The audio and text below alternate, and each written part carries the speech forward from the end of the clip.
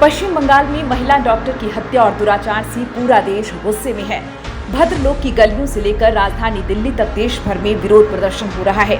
ये विरोध महज दिखाने के लिए नहीं है, हर आदमी इस घटना से दुखी है। एक परिवार की बेटी पढ़ लिखकर डॉक्टरी की ग्रेजुएट डिग्री हासिल कर चुकी थी, मास्टर्स डिग्री के लिए पढ़ रही थी, स्पेशलाइजेशन करके न जाने कितने जरूरतमंदों की मदद करती, खुद ही एक दरिंदे या दरिंदों का शिकार हो गई। उसके परिवार पर क्या गुजर रही होगी, इसकी कल्पना हर संवेदनशील आदमी कर सकता है। ऐसे में ये वाम और राम का काम या फिर यूपी के हाथरस का नाम लेना किसी को अच्छा नहीं लग रहा होगा। पश्चिम बंगाल की सीएम ममता बनर्जी एक महिला हैं, लिहाजा उनसे इस मसले पर कड़ी कार्रवाई की उम्मीद लगी हुई थी।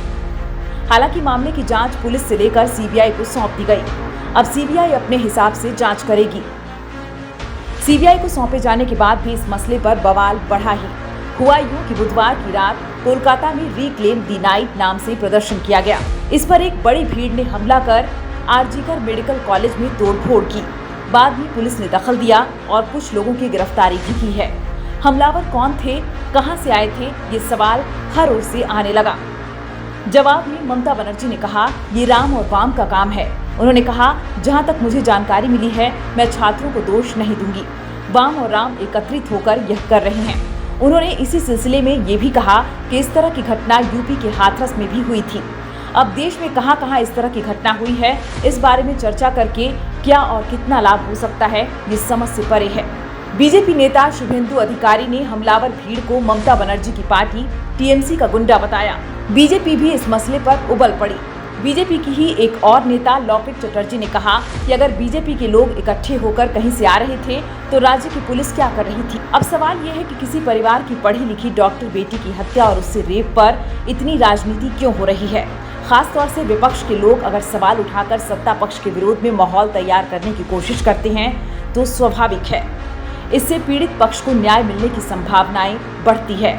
लेकिन सत्ताधारी पार्टी और मुख्यमंत्री को राम वाम जैसे जुमले क्यों इस्तेमाल करने पड़ रहे हैं। आखिरकार कोई भीड़ गुंडागर्दी कैसे कर सकती है। ममता बनर्जी ने पहली दफा जब सत्ता संभाली थी तब उन्होंने बड़ी सख्ती से वाम समर्थकों को गुंडा बताते हुए उन पर कार्रवाई की थी। ये कोई छुपा तथ्य नहीं है कि समाज में सक्रिय नौजवान अक्सर सत्ताधारी दल से ही जूझना चाहते हैं। फिर भी अगर वाम दल या बीजेपी समर्थकों का बुधवार की रात की घटना में कोई हाथ है तो उन पर कार्रवाई का जिम्मा ममता सरकार का ही है। उससे ये कहकर मुख्यमंत्री अपना हाथ नहीं झाड़ सकती कि ये सब राम और वाम का काम है। न ही इस घटना को हाथरस या किसी दूसरी घटना से जोड़ने का कोई फायदा होने वाला है। इस तरह की हर घटना निंदा से आगे बढ़ के घिन पैदा करने वाली है। इसमें शामिल हर व्यक्ति को सजा मिलनी चाहिए और वो भी तेजी से। इसी बीच फिल्म अभिनेत्री स्वरा भास्कर ने एक ट्वीट कर कोलकाता कांड की डॉक्टर के लिए न्याय की मांग की। स्वरा भास्कर के ट्वीट पर नेटिजन्स का हंगामा शुरू हो गया। ट्विटर पर लोगों ने लिखा कि हाथरस कांड में स्वरा ने यूपी के मुख्यमंत्री योगी आदित्यनाथ से इस्तीफा मांगा था, अब वे ममता बनर्जी से इस्तीफा क्यों नहीं मांगती। इसे लेकर लोगों ने बहुत सारे कमेंट्स किए हैं।